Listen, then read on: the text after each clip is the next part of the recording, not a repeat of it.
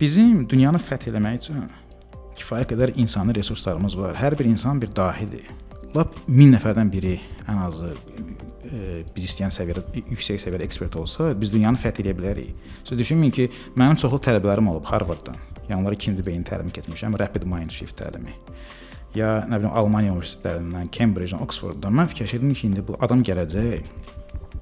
Mən də özüm mənim coaching xüsusi hazırlığım da yoxdur. Mən təlimə başlayıram salam.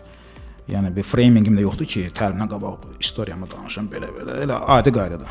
Təlimin keyfiyyətinə fokuslaşmışam həmişə. Mən deyirəm, ay Allah, indi bunları mən nə öyrədəcəm? Dostuma deyirəm ki, təşkil eləməyəydin təlimi də, təşkilatçıya, event organizer. Təlimin sonuna baxıram ki, bunlar hətta eləsi var idi, mən narahat hiss elədim. Dedi ki, mən sənə pul verim, saat üzrə mənim yanımda prosta gəz. Dedim, bizdə yəni o yaxşı çıxmır, amma yəni belə deyə də dedim, nəyə görə edirsən? Çünki artıq hiss edirəm ki, hər şeydən əlaqəni düz qurursan.